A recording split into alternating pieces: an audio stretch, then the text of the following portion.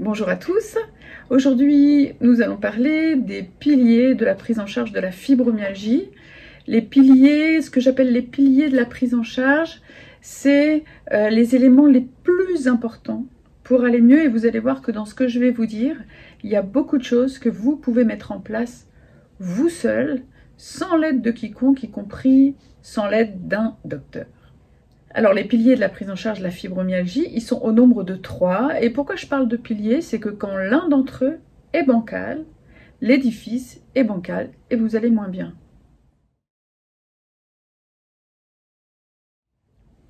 Le premier pilier de la prise en charge de la fibromyalgie, c'est celui que je préfère mettre en premier parce qu'il a une efficacité très importante dans la fibromyalgie, c'est l'alimentation.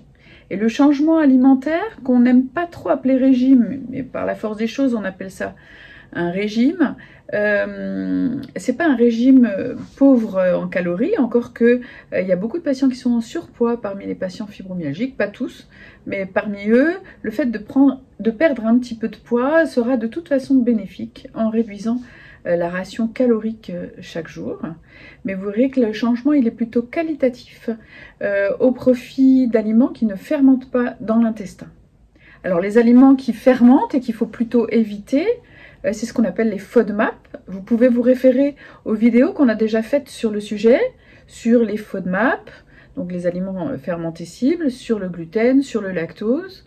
On a fait déjà pas mal de vidéos, vous allez les trouver dans l'onglet vidéo du site isopus.fr ou sur la chaîne YouTube, hein, ça vous y conduit directement. Donc les aliments qui fermentent, les deux grandes classes très importantes, ce sont les aliments à base de blé et de gluten et les aliments à base de produits laitiers. Alors on préconise une alimentation sans gluten et sans lactose, mais cette alimentation doit rester équilibrée. Et par exemple, vous apprendrez dans notre petite vidéo sur le lactose que c'est important d'avoir un apport en calcium suffisant et que pour le gluten, il faut avoir un arrêt strict de l'apport de gluten dans l'alimentation pour que ça marche. Pour ce qui est des produits laitiers, c'est vrai que c'est mieux si l'arrêt est strict, mais c'est pas toujours facile, ça fait beaucoup de choses à arrêter en même temps. Et il y a certains patients qui arrivent à supporter un petit peu de lactose, ou en tout cas de produits laitiers pauvres en lactose, par exemple du fromage de chèvre ou de brebis, ou des yaourts fermentés. Mais il y a beaucoup de patients qui ne tolèrent pas du tout. Et donc du coup, si on veut vraiment voir si ce régime fonctionne, il faut tout arrêter. Bien évidemment, il faut faire attention à son équilibre alimentaire. Pour les autres aliments qui fermentent, ce sont surtout les personnes qui ont des très gros troubles digestifs, notamment un syndrome de l'intestin irritable, qui trouveront un bénéfice à aller regarder plus précisément les fruits et les légumes qui fermentent, notamment ceux qui produisent des gaz comme les oignons, les choux, etc. Donc là encore, je vous laisse vous référer à la petite vidéo qu'on a faite sur le sujet et aux petits documents qui sont disponibles sur le site Isopus. Alors en matière d'alimentation, les compléments alimentaires peuvent être bénéfiques, ils ne sont pas obligatoires et puis d'ailleurs ils sont payants, alors ils ne sont pas remboursés, donc tout le monde ne peut pas se les offrir, hein, mais ça peut quand même être bénéfique. Alors le plus important, alors celui-là il peut être remboursé s'il est prescrit par un médecin, c'est la vitamine D. La vitamine D est souvent très basse dans la fibromyalgie, probablement elle est mal absorbée à cause de la pullulation intestinale chronique qui perturbe le fonctionnement de la digestion des vitamines liposolubles au niveau du foie. Et donc la vitamine D, là il y a des études qui montrent que plus elle est basse, plus les gens sont douloureux. Et d'ailleurs il y a des gens qui disent quand je prends ma petite ampoule tous les mois ou tous les 15 jours, je sens derrière, je me sens mieux. Donc la vitamine D c'est important d'en prendre. Alors vous pouvez aussi en demander à votre pharmacien si vous n'en avez pas sur prescription. D'une façon générale, pour les compléments, souvent les pharmaciens sont de bons conseils, donc n'hésitez pas à leur demander conseil. Parmi les autres compléments qui peuvent être bénéfiques, il y a les probiotiques, puisque si vous regardez la troisième vidéo que j'ai faite récemment sur le congrès sur la fibromyalgie qui a eu lieu à Vienne, donc la vidéo a été faite il n'y a pas très longtemps, donc vous allez pouvoir la retrouver. Vous verrez que dans cette troisième vidéo, j'essaie de résumer un petit peu là où on en est sur le microbiote et la fibromyalgie.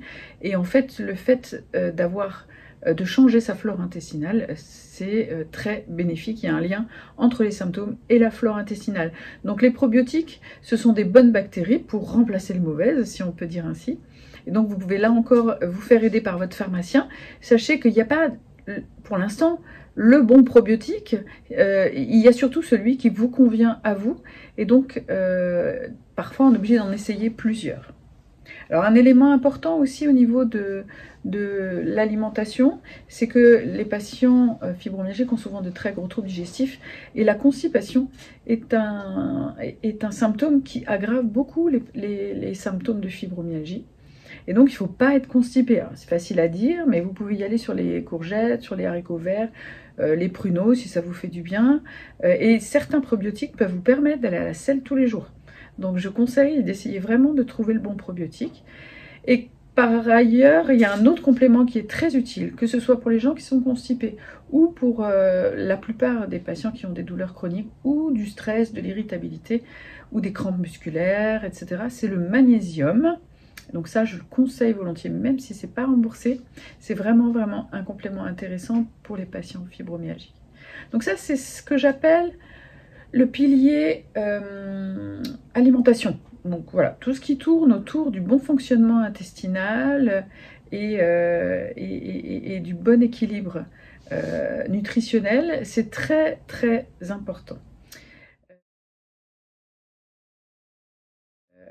Le deuxième pilier, c'est celui que j'appelle le pilier rythme. Alors pourquoi je l'appelle pilier rythme? Parce que vous avez remarqué probablement que dans la fibromyalgie, il y avait une grosse fatigue et une grande fatigabilité d'effort.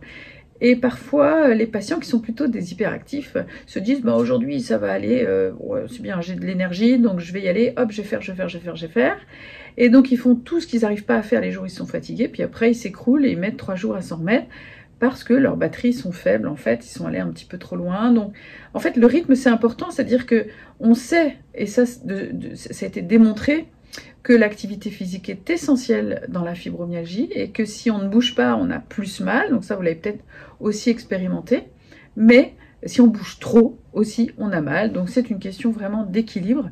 Il faut bouger, il faut même essayer de gagner du terrain tout doux, chaque jour un petit peu.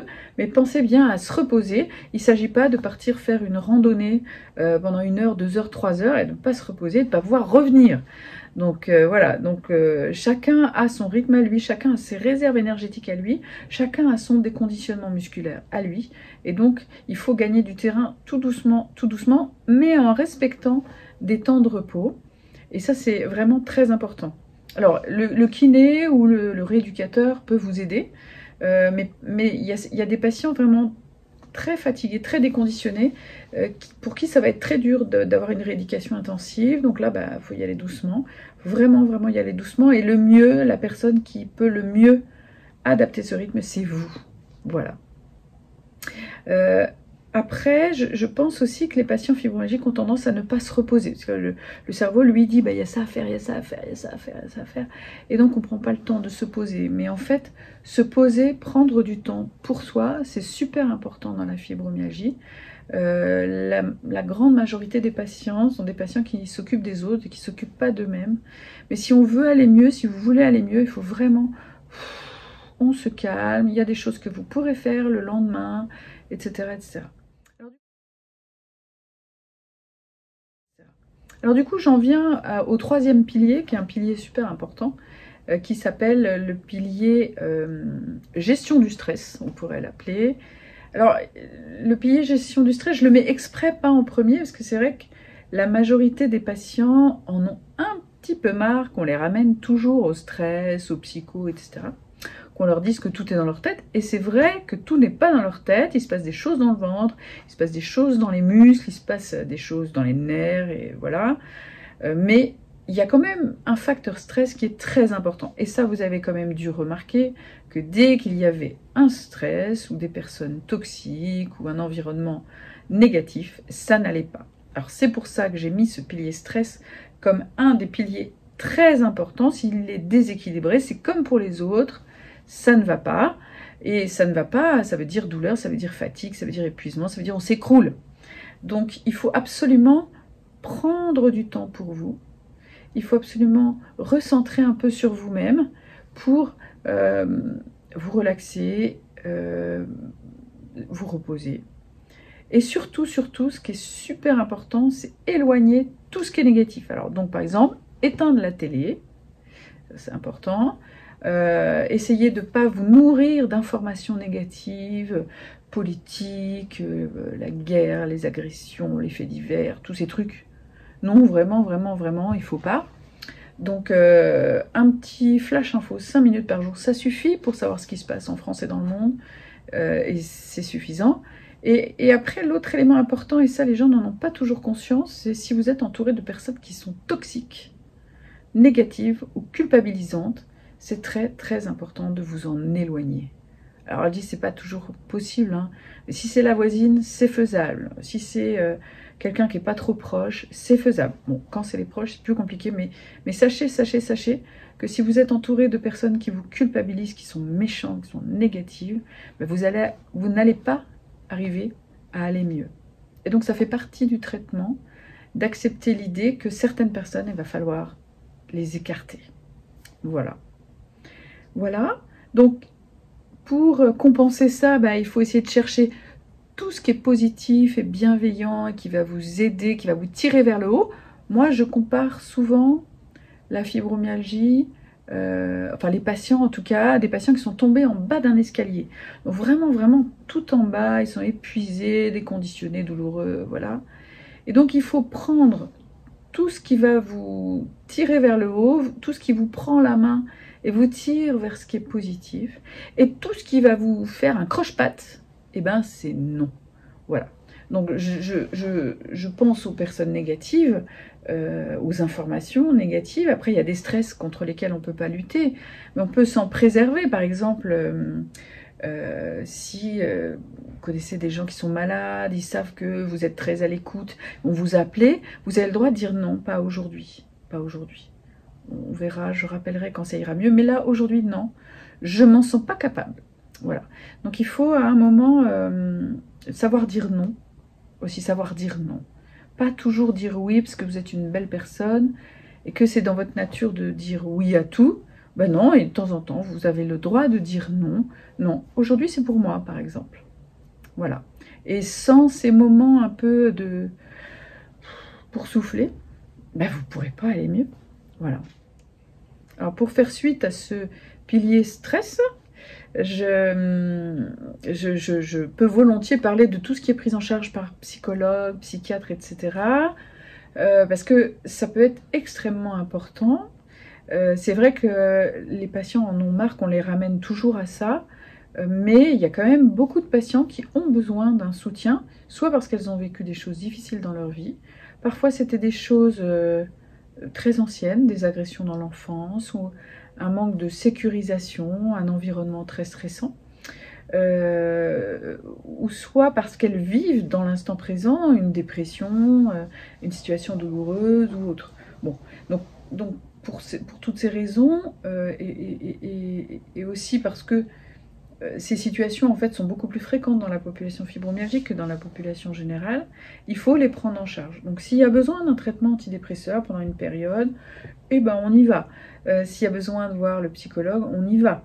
Donc c'est important de pas complètement mettre de côté ça, ça peut vraiment apporter un plus, mais ça s'ajoute au reste de la prise en charge, au reste de ce qu'on peut proposer pour aller mieux.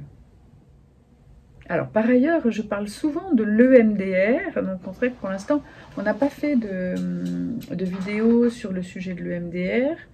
Donc, pour ceux qui ne connaissent pas, l'EMDR, c'est une technique de gestion du stress post-traumatique, généralement proposée par des psychologues, éventuellement des psychiatres. Alors, moi, je préconise vraiment de le faire avec un psychologue parce que ça peut remuer beaucoup, hein.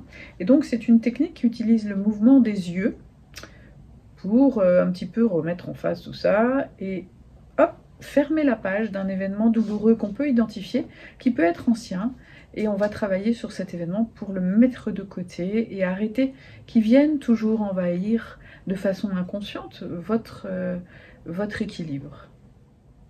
J'en viens maintenant aux médicaments. Donc vous voyez que dans mes 3 piliers, j'ai pas mis les médicaments. J'en ai déjà parlé plusieurs fois. On avait parlé volontiers des médicaments. On avait fait un débat, je crois, l'année dernière ou il y a 2 ans. Donc vous pouvez retrouver ce débat qu'on avait fait avec le docteur Gaillard sur les médicaments dans la fibromyalgie. Il n'y en a aucun qui est miraculeux, mais parfois on a des patients qui ont une bonne réponse à la duloxétine et donc, ou à la prégabaline, à la gabapentine, et on est content, mais c'est une minorité de malades, donc c'est normal d'essayer. En général, il faut des petites doses parce que les médicaments ne sont pas très bien tolérés. Alors le médicament qui est intéressant souvent, c'est la mitriptyline, le Laroxyl, qu'on donne en petites gouttes le soir, parce que ça peut aider le sommeil, ça peut être vraiment bénéfique, y compris sur les douleurs. Voilà. Mais les médicaments, c'est pas la panacée dans la fibromyalgie. Et d'ailleurs, je l'ai déjà dit, il n'y a aucun médicament qui ait l'autorisation de mise sur le marché dans l'indication fibromyalgie en France. Voilà. Alors, c'est pas pour ça qu'on ne peut pas les utiliser, hein, mais ça n'est pas un traitement de référence. Alors, on dit souvent qu'il faut bouger pour aller mieux, et c'est vrai, souvent, la prise en charge qui est proposée, c'est souvent, hop, des médicaments, et hop, il faut bouger, Madame Michu. Eh ben non, c'est pas si simple. D'abord, je viens de vous expliquer, les médicaments, c'est pas la panacée, ils sont pas toujours bien tolérés, puis marche pas toujours, voilà.